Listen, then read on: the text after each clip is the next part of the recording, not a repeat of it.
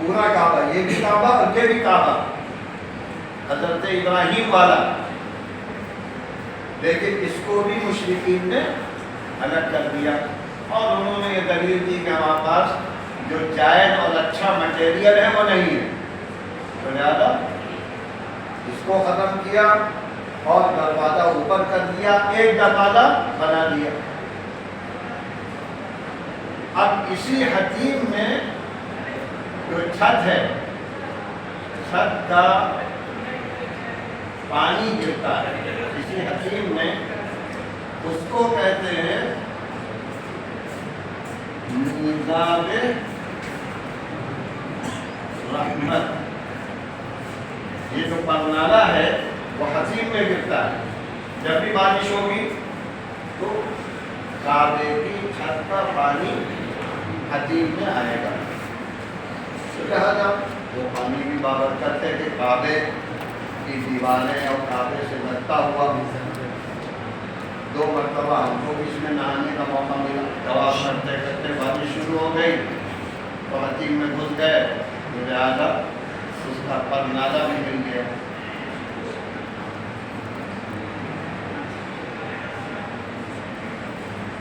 یہ جو کونا ہے ادھر والا حجر اسود سے، یہ جو کونا ہے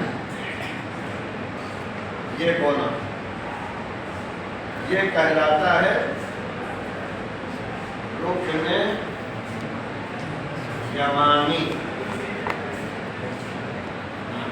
یہ ہے رکن یمانی بالکل، کیونکہ اس میں جو 3 دیوار ہے 1 2 3 4، یہ اور یہ اصلی کونے نہیں ہیں، کیوں؟ اس لیے کہ دیوار یوں تھی، یہ جو حتیم ہے دیوار یوں تھی، لہذا اس کونے کی فضیلت ہے، اس کونے کی فضیلت ہے، ان 2 کونے کی کوئی فضیلت نہیں ہے۔ یہ تو کونے مشرکین نے بنا دی، ورنہ تو گولائی تھی پوری، بالکل گولائی کے ساتھ، یہ پورا یہ حصہ شامل تھا اس کے اندر۔ حجر اسود سے طواف شروع کریں گے، یعنی طواف جب ہوگا تو حجر اسود کو بالکل سامنے رکھیں گے، ہاتھ اٹھائیں گے، پہلا حکم تو یہ ہے کہ اس کو بوسہ دیا جائے، اس پتھر کو بوسہ دیا جائے، اگر بوسہ نہیں دے سکتے تو ہاتھ سے چھو کر ہاتھ کو چوم لیا جائے، اگر ہاتھ سے بھی نہیں چھو سکتے تو پھر اشارہ کریں گے اور طواف شروع کر دیں گے، تو لہذا طواف یہاں سے شروع ہوگا، یعنی دروازے کی طرف سے، دائیں طرف سے، اور حتیم کے اندر نہیں جائیں گے بلکہ باہر باہر اس طرح۔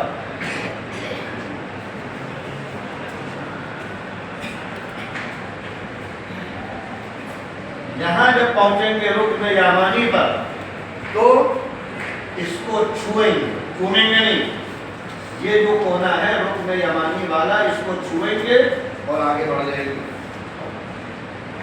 اگر نہیں چھو سکتے تو اشارہ نہیں کریں گے، یہ سنت کے خلاف ہے، اشارہ نہیں ہوگا اس کی طرف، اس کو صرف چھوا جائے گا اور پھر آگے، اور جب یہاں سے رکن یمانی اور حجر اسود کے درمیان چلیں گے تو ربنا آتنا فی الدنیا حسنہ وفی الآخرۃ حسنہ وقنا عذاب النار، یہ دعا افضل ہے، یہ پڑھنا۔ اب جب آپ یہاں پہنچ گئے تو یہ ہوا ایک شوط، کتاب میں آئے گا شوط، یہ ایک شوط یعنی ایک چکر، اس طرح 7 چکر لگانے ہوں گے، جب 7 چکر لگیں گے تو ایک طواف ہوگا، ہر 7 چکر پر ایک طواف ہوتا ہے۔ اب آپ کا طواف پورا ہو گیا تو اب 2 رکعت تحیۃ الطواف واجب ہے، یعنی 2 رکعتیں طواف کرنے کے بعد پڑھیں گے، اور اس کے پڑھنے کے لیے مسنون، یہ جو آپ نے مقام ابراہیم بنایا ہے،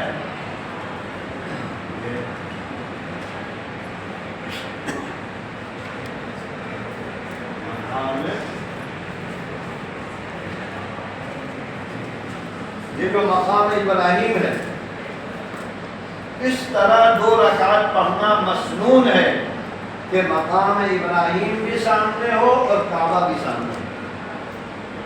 تو لہذا اب نماز یہاں پڑھیے، یہاں پڑھیے، یہاں پڑھیے، یہاں پڑھیے، یہاں یہ بھی اس طرح کہ مقام ابراہیم و کعبہ، کیونکہ وَاتَّخِذُوا مِن مَّقَامِ ابراہیم مصلی قرآن میں آیا ہے کہ مقام ابراہیم کو بھی جائے نماز بناؤ. تو یہ تحیۃ الطواف کی 2 رکعت جب بھی پڑھیں تو مقام ابراہیم اور کعبہ سامنے ہونا چاہیے. یہ مسنون ہے. کوئی نہیں جا پا رہا تو جہاں چاہے پڑھ لو. اب آپ نے 2 رکعت پڑھ لی اور 7 چکر لگا لیے، اس کے بعد 2 رکعت پڑھ لی تو آپ کا طواف مکمل، طواف کا عمل پورا ہو گیا. اب اس کے بعد دوسرا مرحلہ جو ہے وہ، اب یہ دروازہ جو ہے کعبے کا جو دروازہ ہے اس کے سمجھیے کہ اس طرف کہہ سکتے ہیں یہ جو حصہ ہے بہت اچھا خاصا لمبا ہے. یہ ہے مروہ اور صفا ادھر ہے، یہ صفا ہے. تو لہذا اس کو مکمل کرنے کے بعد سے کیا کریں گے؟ حجر اسود کا استلام کریں گے. پھر اگر چوم سکتے ہو چومیں، ورنہ ہاتھ سے، ورنہ اشارہ کر کے پھر صفا چلے جائیں گے اور صفا پر چڑھ کر کعبے کو سامنے کر کے دعائیں مانگی جائیں گی اور ذکر اذکار ہوگا. اب پھر یہاں سے اب روانہ ہوں گے، یہاں سے تیز چلتے ہوئے آئیں گے اور یہاں پر ہر ایک نشان بنے ہوئے ہیں. اس کو نیلین افزرین کہتے ہیں.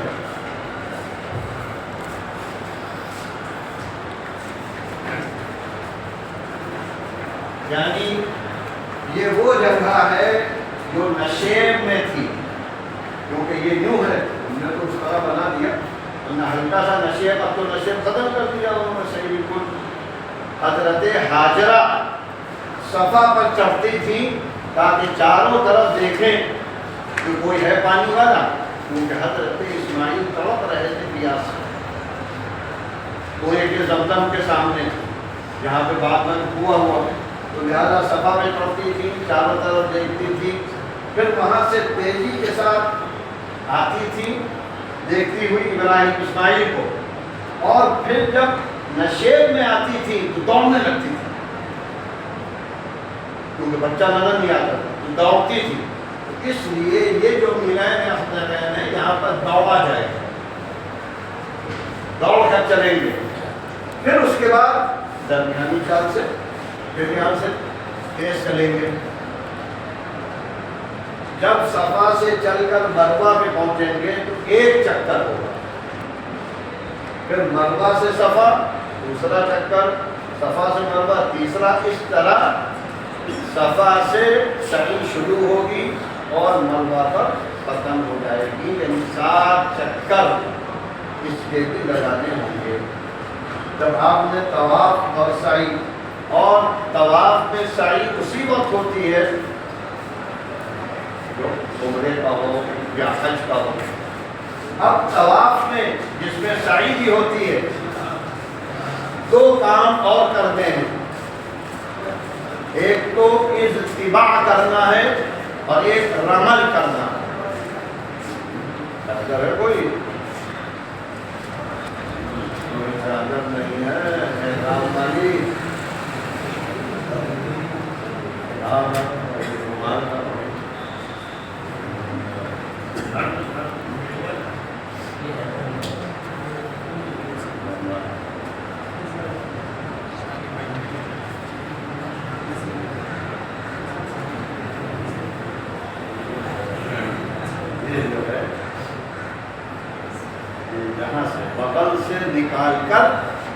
گردن پر ڈالی جائے گی، یہ حصہ کھلا رہے گا، جس کو کہتے ہیں اضطباع۔ کتاب میں آئے گا، سب یاد رکھیے، لکھ لیجیے، یہ ہے اضطباع کرنا۔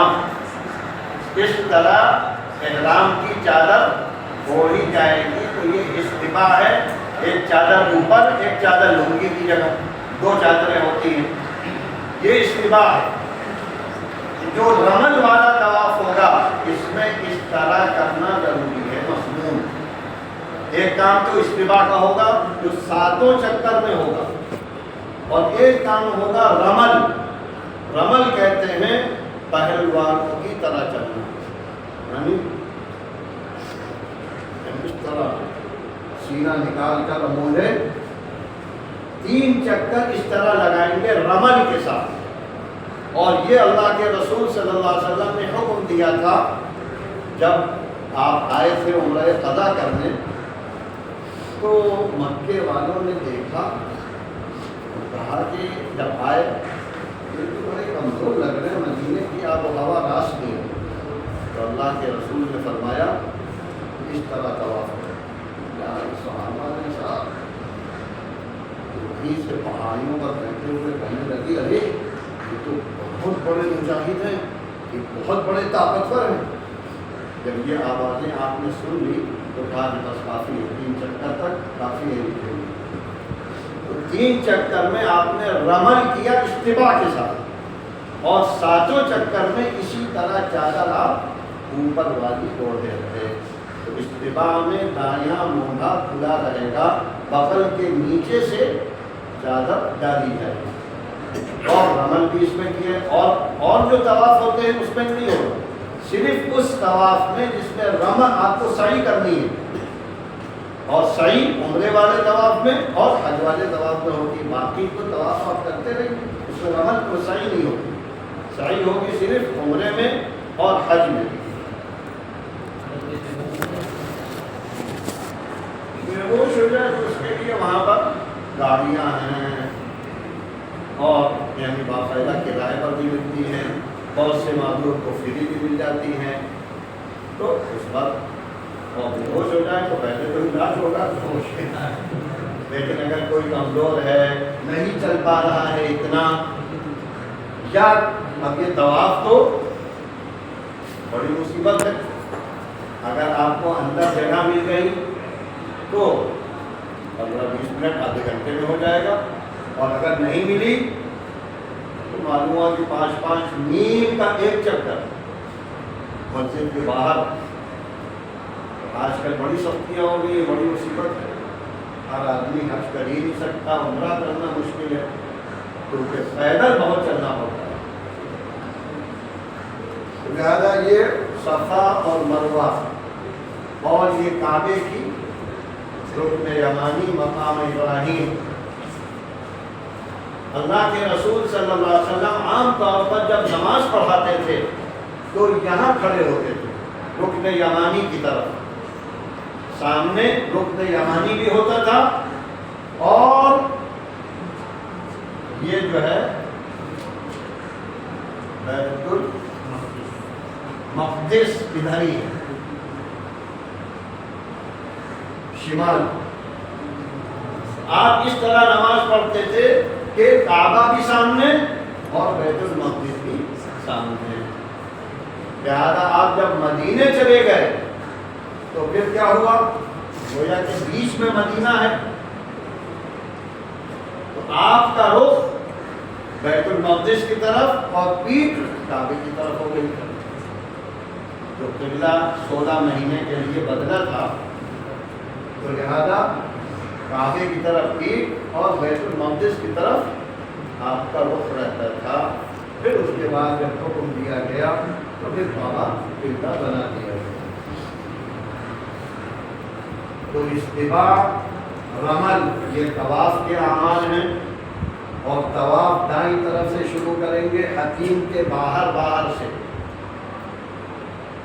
یہ کعبے کا حصہ ہے، خبر آحاد سے معلوم ہوا، یعنی حدیث سے، اور قرآن میں حکم کیا ہے، فَوَلِّ وَجْهَكَ شَطْرَ الْمَسْجِدِ الْحَرَامِ۔ تو تو لہذا نماز اس کی طرف پڑھی جائے گی، اس کی طرف نہیں پڑھی جائے گی۔ اگر کوئی اس کی طرف نماز پڑھے گا تو نماز نہیں ہوگی۔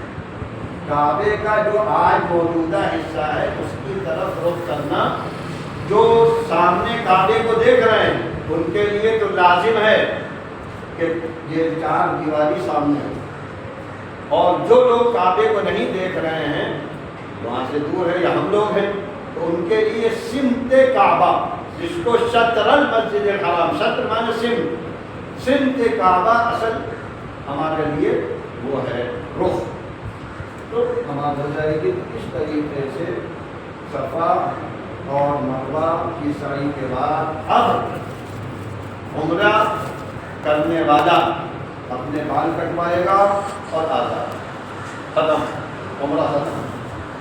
3 کاموں کا نام عمرہ ہے، طواف کر لیا، سعی کر لی اور سر کو منڈوا کر اب آپ مکی کی طرح رہیے، کپڑے پہن سکتے ہیں، خوشبو لگا سکتے ہیں، سارے اعمال جائز ہو رہے ہیں۔ پھر اس کے بعد حج کے لیے، یعنی حج تمتع کرنے والا اس طرح کرتا ہے کہ گیا، عمرہ کیا اور فارغ ہو گیا، اب وہاں رہنے لگتا ہے تو اس کا حکم مکی کیا ہو جاتا ہے۔ اب وہ حج کا احرام باندھے گا جہاں بھی رہ رہا ہے حدود حرم میں، اور یہ احرام باندھا جائے گا 8 تاریخ کو، 8 ذی الحجہ، کیونکہ ایام حج 5 ہیں، 8 9 10 11 12، یہ ایام الحج کہلاتے ہیں۔ لہذا 8 تاریخ کو احرام باندھا جائے گا حج کا۔ اب حج شروع کرنے کے لیے سارے حاجی احرام باندھ کر مینا میں آئیں گے، اپنے اپنے جگہ چھوڑ دیں گے، سب مینا میں آ جائیں گے۔ مینا میں خیمے لگے ہوئے ہیں، وہاں رہیں گے 5 دن تک۔ اب 5 دن میں جو 8 تاریخ ہے ذی الحجہ کی، 8 تاریخ کو کیا کریں گے؟ ظہر کی نماز، عصر، مغرب، عشاء اور فجر مینا میں پڑھیں گے، اور مینا کی مسجد کا نام ہے مسجد خیف، وہاں پڑھنا افضل ہے، ورنہ جہاں بھی خیموں میں آدمی پڑھنے، جہاں بھی جگہ ملے، تو 5 نمازیں 8 تاریخ کو پڑھی جائیں گی، اور جب فجر ہو جائے گی تو 9 تاریخ آ گئی۔ اب 9 تاریخ کو سارے حاجی مینا سے عرفہ چلے جائیں گے۔ عرفہ جو ہے وہ حدود حرم کے باہر، مینا تو اندر ہے حدود حرم کے، لیکن عرفہ حدود حرم کے باہر، اور مینا میں رہیں گے زوال شمس سے لے کر سورج کے غروب تک، سارے حاجی وہاں۔ اب وہاں ذکر، اذکار، ظہر اور عصر کی نماز ایک ساتھ پڑھی جائے گی اول وقت عرفہ، میدان عرفہ، اور جب سورج غروب ہو جائے گا تو اب سارے حاجی میدان عرفات چھوڑ دیں، سورج سے غروب سے پہلے چھوڑیں گے تو دم لازم ہوگا آنا، سورج کے غروب کے بعد سارے حاجی یہاں سے نکل جائیں گے مزدلفہ،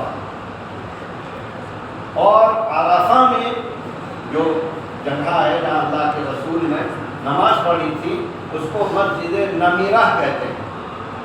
مینا کی مسجد مسجد خیف اور عرفہ کی مسجد مسجد نمیرہ، لہذا مسجد نمیرہ میں نماز کی توفیق ہو، بہت اچھی بات ہے، ورنہ جہاں بھی۔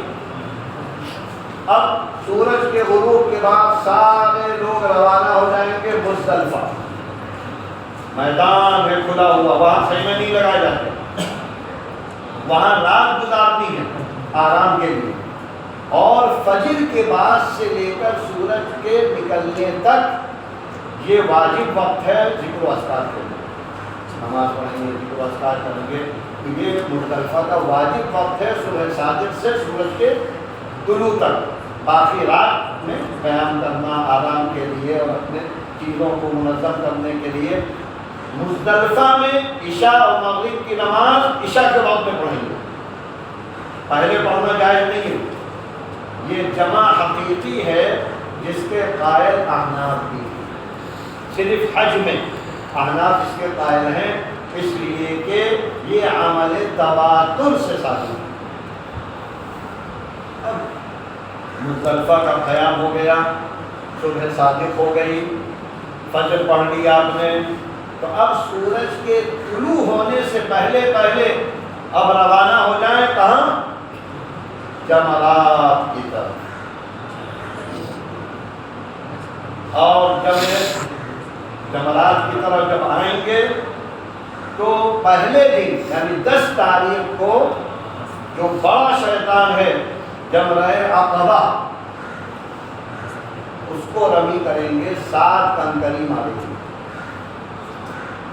اور اس کنکری کے مارنے کے بعد تلبیہ بند ہو جائے گا۔ تلبیہ تو حاجی کا چلتا رہے گا، لیکن جیسے ہی کنکری مارے گا تو اب تلبیہ نہیں پڑے گا، تلبیہ ختم ہو گا۔ اور یہ جو کنکری ہے یہ افضل یہ ہے کہ زوال سے پہلے ماری جائے، صبح صادق کے بعد سے لے کر زوال سے پہلے کنکری مارنا مسنون ہے۔ نہیں مار پائے تو آپ بعد میں مار سکتے ہیں، رات میں بھی مار سکتے ہیں۔ دوسرا عمل قربانی، 10 تاریخ کے 3 اعمال بلکہ 4 اعمال ہیں۔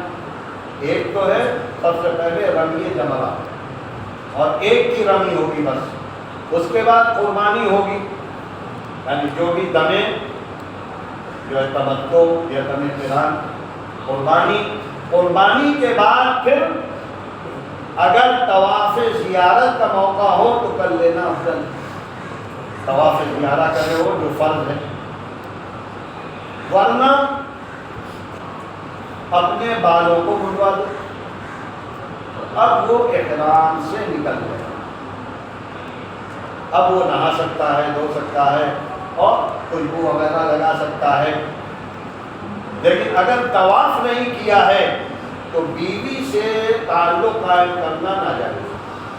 اگر طواف بھی کر لیا تو بیوی سے تعلق قائم کرنا اور باقی ساری سلے ہوئے کپڑے پہننا، عطر لگانا، ہر چیز جائز ہو جاتا ہے۔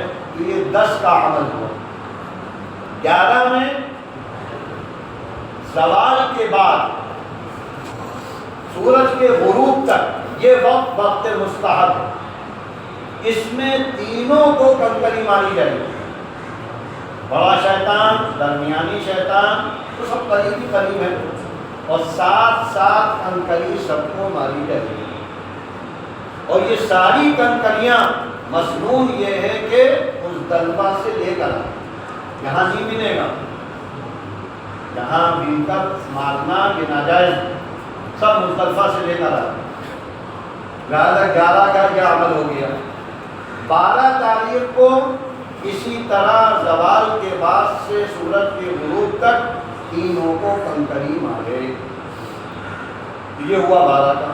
تو 8 9 10 11 12، اب 12 کو کنکری مارنے کے بعد حدود حرم سے باہر نکل جائے۔ اگر کوئی حدود حرم سے باہر نہیں نکلا تو 13 کی بھی رمی لازم ہو جائے گی۔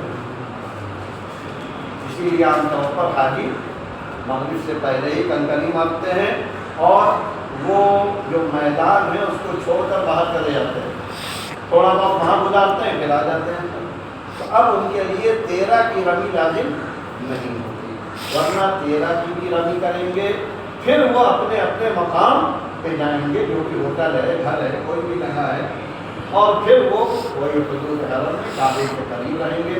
اور طواف زیارہ اگر 10 کو نہیں کیا تو 11 کو نہیں کیا تو 12 کو، اگر ان 3 دنوں میں نہیں کیا تو جنایت ہو جائے گی، دم لازم ہو جائے گا، اور یہ فرض ہے اس لیے اس کو کرنا بھی لازم ہے۔ تو 10 11 12 میں طواف زیارہ ہو سکتا ہے۔ جب آپ طواف زیارہ سے بھی فارغ ہو گئے تو اب آپ کے سارے اعمال ہو گئے ختم۔ یہ جو امکنہ 5 دن اور جو امکنہ ہیں جگہیں، اس میں مینا، مزدلفہ، عرفہ، یہ بنیادی جگہیں ہیں جہاں جانا ضروری ہے۔ اور جو اعمال ہیں وہ آپ کو ہم نے بتا دیے کہ 8 کو کیا کرنا ہوگا، 9 کو کیا کرنا ہوگا، 10 کو کیا، 11 کو کیا اور 12 کو کیا۔ اب اس کے بعد ایک واجب رہ جاتا ہے، آپ جب گھر جانے لگے تو طواف وداع کرتے ہوئے رخصت ہوں، یہ آخری عمل ہے۔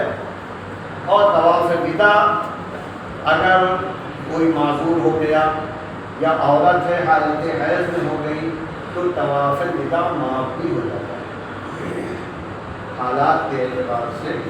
لیکن اور چیزیں جو فرائض میں ہیں وہ تو فرائض میں سب سے بڑا فریضہ تو احرام، دوسرا فریضہ طواف زیارہ، تیسرا فریضہ عرفہ، میدان عرفات میں جانا لازم ہے، چاہے جس طرح آپ جائیں، بہت بڑا میدان ہے، وہاں پہ آپ رات میں بھی پہنچ گئے تو فرض ہو جائے گا، دن میں پہنچ گئے فریضہ ادا ہو جائے گا۔ لیکن جو وقت مستحب ہے وہ ہم نے آپ کو بتایا کون کون سے اوقات ہیں جو مستحب ہیں۔ تو یہ 3 فریضے ہیں حج میں، باقی 5-6 واجبات ہیں اور پھر مسنون اعمال ہیں۔ ہو گیا؟